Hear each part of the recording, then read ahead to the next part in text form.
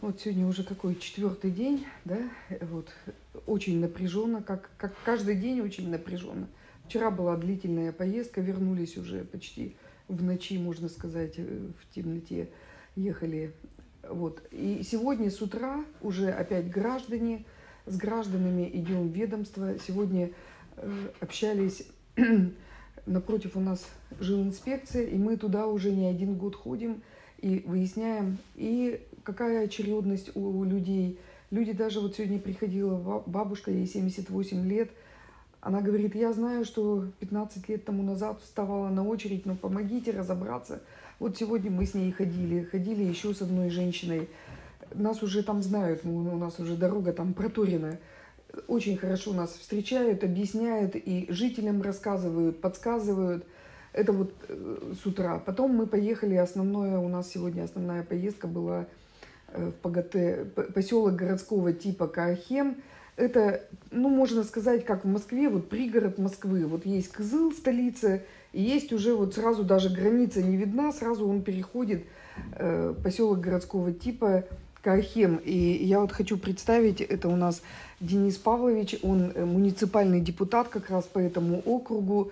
И к нему люди обращаются по разным вопросам, которые мы обсуждали сегодня с администрацией. Мы ездили в администрацию района и обсуждали, у нас был ряд вопросов. Но вот Денис Павлович, он член КПРФ, он член Рискома, муниципальный депутат.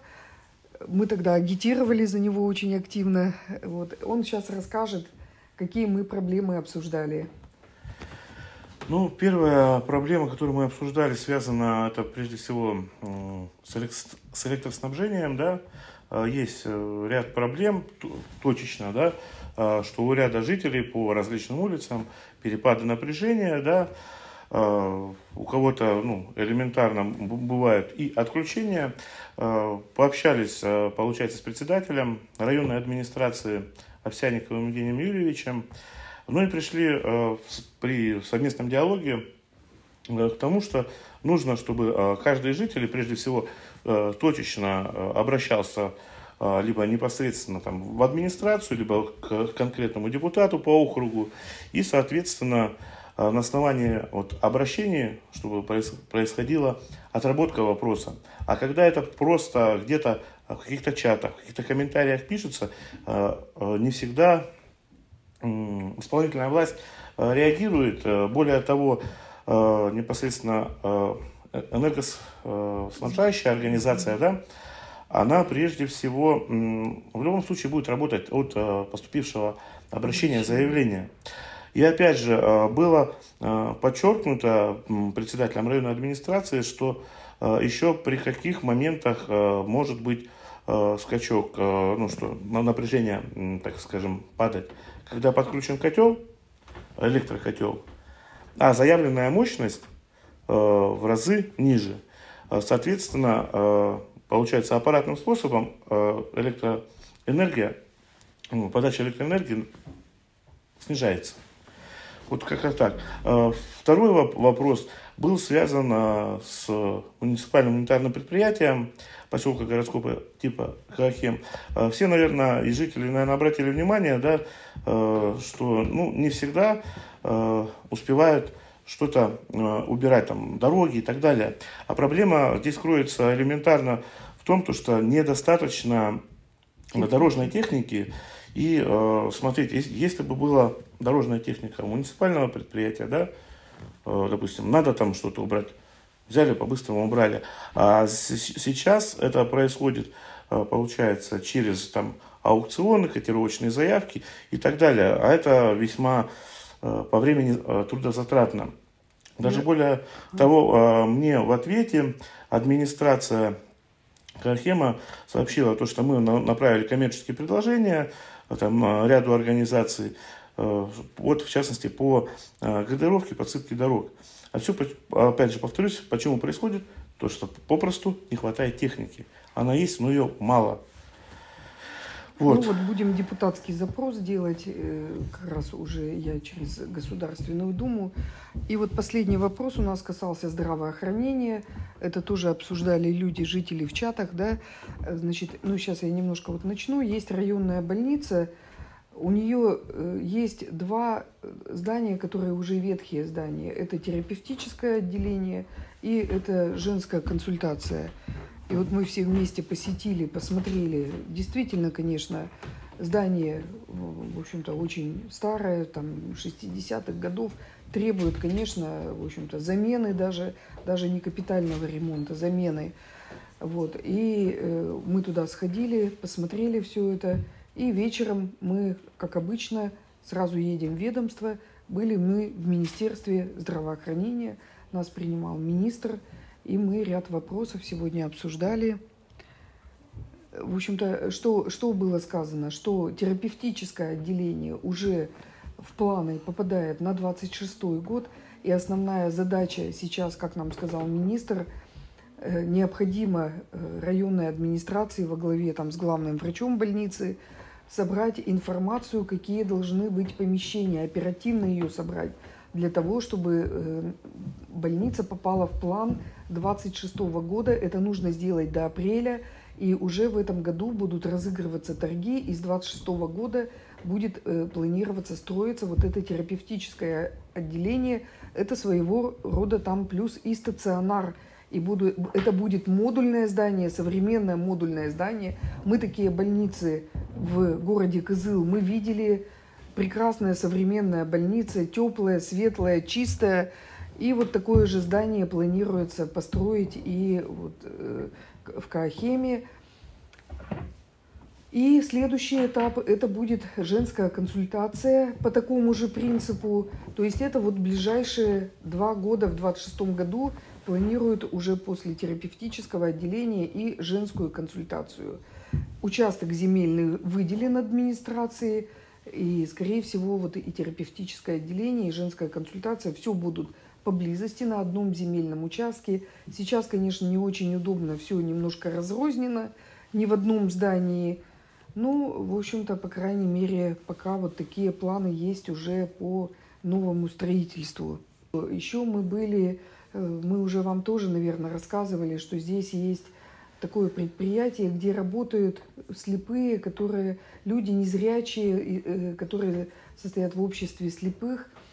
И мы вот уже, наверное, 2 года назад, можно сказать, шефство у нас над ними, да, мы и главе республики рассказывали о них, говорили, что они просят подряды. И вы знаете, вот очень хорошо они сегодня и благодарили, и говорили спасибо и Министерству здравоохранения как раз за то, что они дают подряды. И говорит, подряд, который нам Минздрав республиканский дал в том году, мы смогли целый год на нем продержаться, платить заработную плату вот этим людям, которые работают здесь. И вот в том числе у нас в Министерстве здравоохранения мы и с этой просьбой приехали. Здесь тоже ряд вопросов, как мы будем решать эти вопросы, уже наметили сразу с министерством. У нас есть и перечень, то есть говорит, пусть они напишут обращение. То есть предприятие напишет обращение, Минздрав постарается все-таки выделять им подряды. Вот дело в том, что 2-й раз мы были, и 2-й раз мы не можем пообщаться с людьми, потому что они, вот представляете, от того, что у них нет сейчас заказов, они не работают, они пока распущены, они не работают, они пытаются найти новые подряды, поэтому вот и мы у них опять, и в общем-то вот как они прям можно бьют в колокола, мы должны всячески им как-то любыми способами им помочь. Будем писать письма, будем, в общем-то, как вот Минздрав сказал, пусть они тоже со своим коммерческим предложением идут прямо по больницам, потому что, говорит, каждая больница у нас сами закупают. Они шьют подушки, шьют наволочки, постельное белье, матрасы, в общем-то, вот то, что в больнице как раз требуется. И пусть они идут по каждой больнице, в общем, с коммерческим предложением, а мы уже будем со своей стороны, говорит Минздрав, будем, в общем-то, подталкивать и будем рекомендовать заключать договоры вот с этим обществом слепых, с этим предприятием. Вот так вот мы проговорили. Я думаю, что мы все люди, сочувствующие люди, я думаю, должно получиться.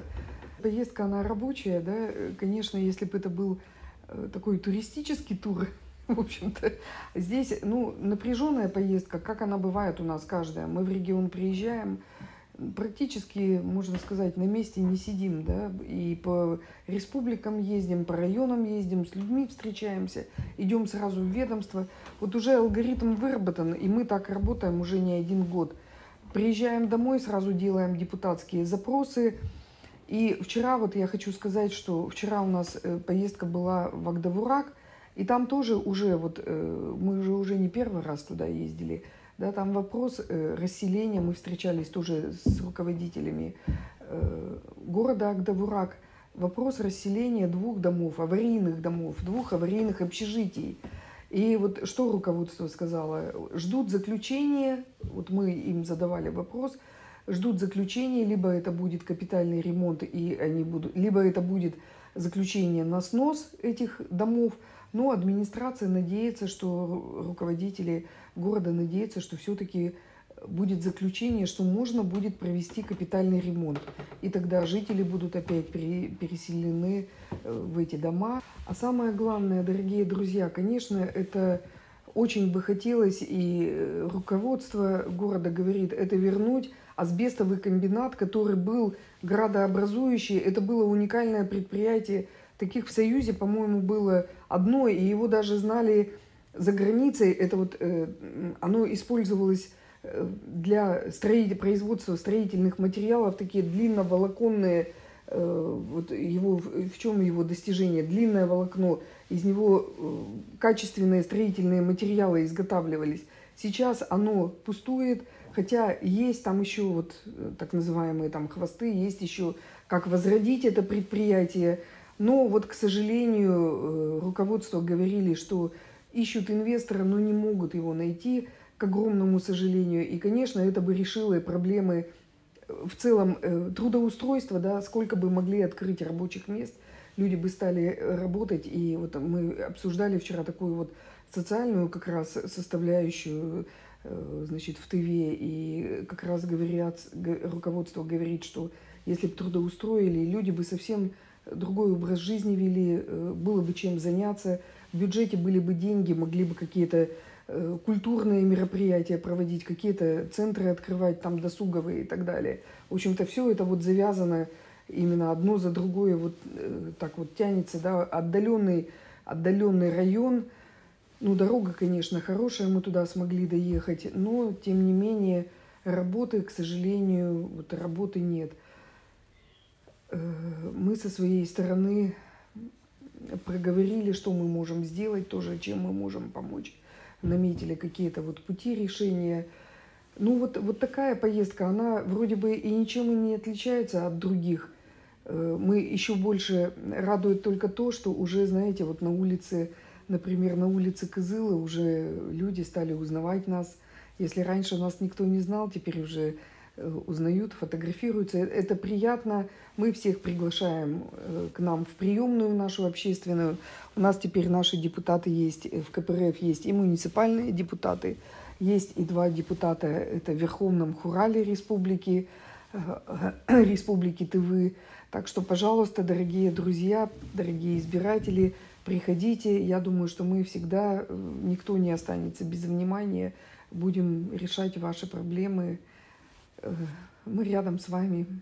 Ну, я единственное, что хотел добавить, это чтобы люди обращались и по электроснабжению, и по другим насущным вопросам, в том числе и по бродячим животным, чтобы совместно предпринимали совместные действия, так как, во-первых, на депутатские запросы реагируют все-таки более активно, более ответственно, и депутат всегда тот человек, который поможет, во-первых, грамотно составить документ в тот или иной надзорный орган исполнительной власти. В общем, чтобы не забывали, что всегда можно обратиться к депутатам. Я максимально открыт, мои номера телефонов, все контакты есть. По Анжелике Егоровне аналогично, также есть в социальных сетях. Ну и всегда можно связаться через помощников на территории республики. Сколько у нас получается? 4 помощника у Анжелики Егоровны работает.